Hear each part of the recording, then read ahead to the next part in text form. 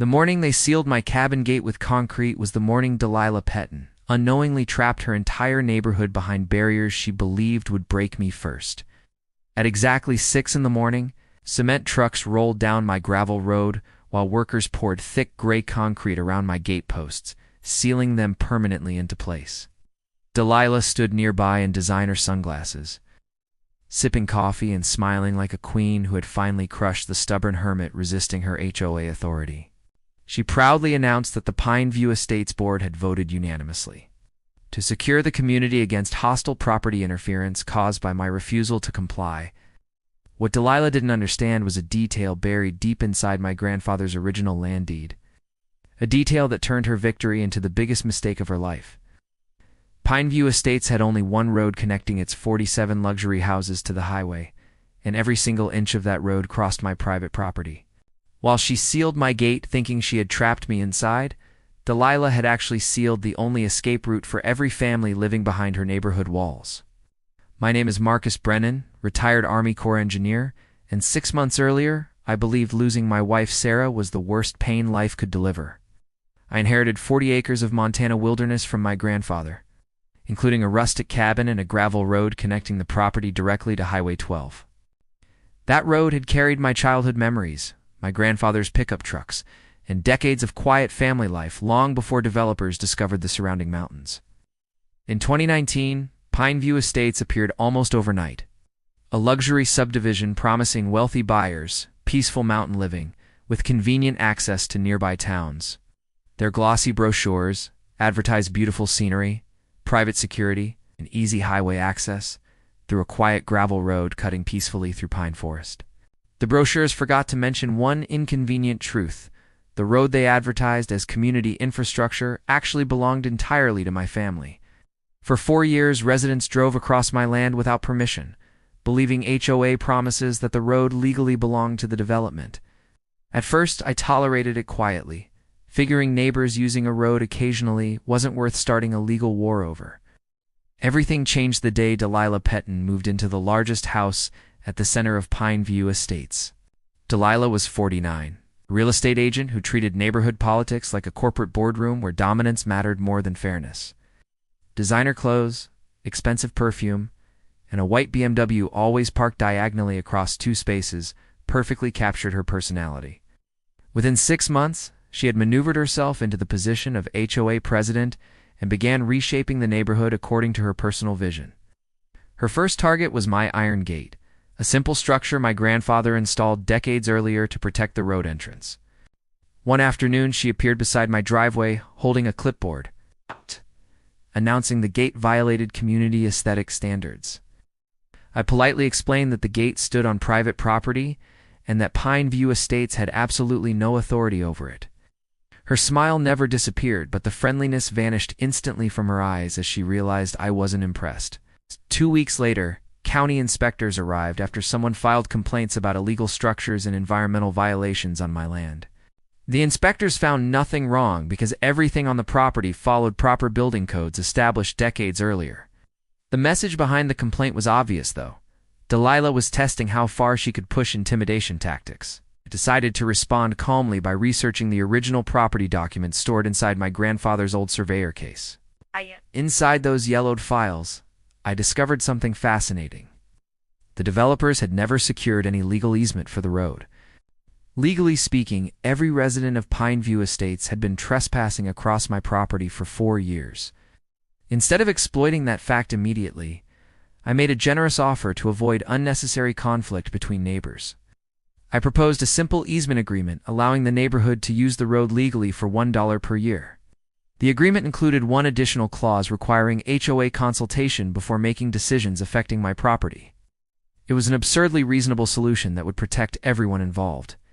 Delilah rejected the offer immediately, calling it extortion and accusing me of manufacturing legal technicalities to control the community. Instead, a compromise. She escalated the conflict by installing surveillance cameras aimed directly at my cabin. I responded by installing trail cameras along the road, documenting every vehicle crossing my property. Within days, hundreds of license plates appeared in my records showing constant, unauthorized traffic. That evidence would later become incredibly valuable, but at the time I simply continued documenting quietly.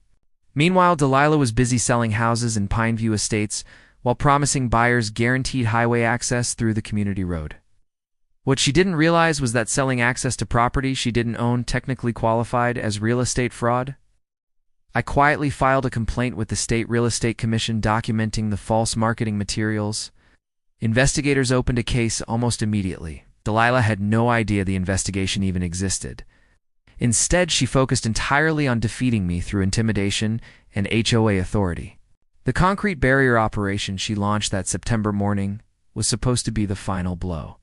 By sealing my gate, she believed I would be forced to remove the barrier myself and surrender control. Instead, I placed a lawn chair beside the road and watched quietly while residents discovered the consequences.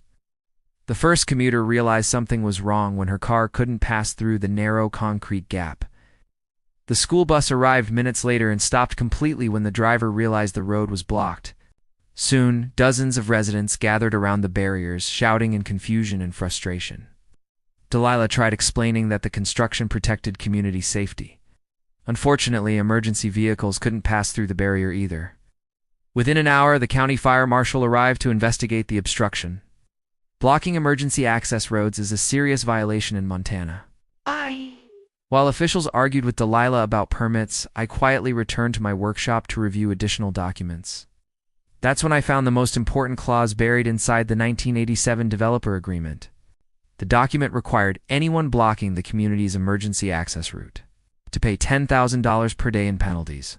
The clause existed to protect future homeowners if a landowner ever tried blocking access intentionally.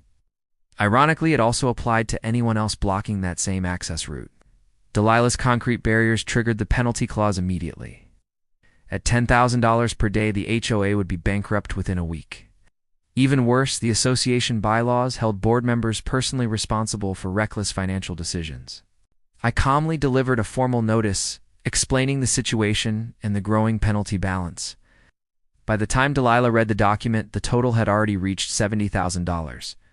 The expression on her face shifted from confidence to disbelief in seconds.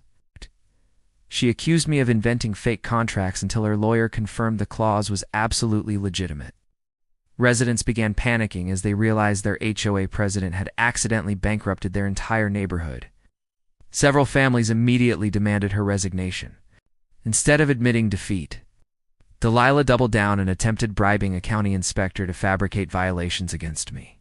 Unfortunately for her, the inspector recorded the conversation on a body camera. Attempted bribery of a public official is a felony. Local news stations aired the footage within 48 hours.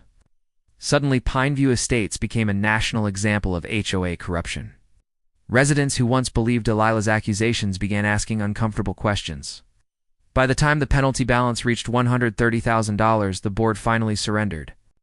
They removed the barriers and signed a formal settlement agreement. The HOA paid every dollar owed plus additional legal fees. Delilah lost her real estate license and faced criminal charges for bribery. Her luxury house eventually sold at auction after legal bills drained her savings. Pineview Estates elected a new HOA president determined to repair the community's reputation. The first action the new board took was approving my original easement proposal. $1 per year now legally allows residents to use the road. The same agreement Delilah rejected months earlier. Ironically, the road she tried to control became the symbol of cooperation between neighbors. I used the penalty money to establish a scholarship fund for property law students at Montana State University. Several residents even became friends after realizing the entire conflict began with one person's ego. My cabin returned to peaceful weekends filled with woodworking and quiet mountain air.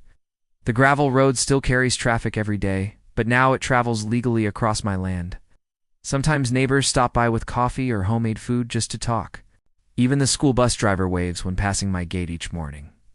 Delilah believed power came from controlling people. What she learned too late is that real power comes from understanding the law. Contracts don't care about arrogance. Mathematics doesn't negotiate with ego. Sometimes the quiet neighbor everyone ignores is the one person holding the entire community together. So tell me honestly, if someone sealed your driveway with concrete, would you panic, or would you let them trap themselves first?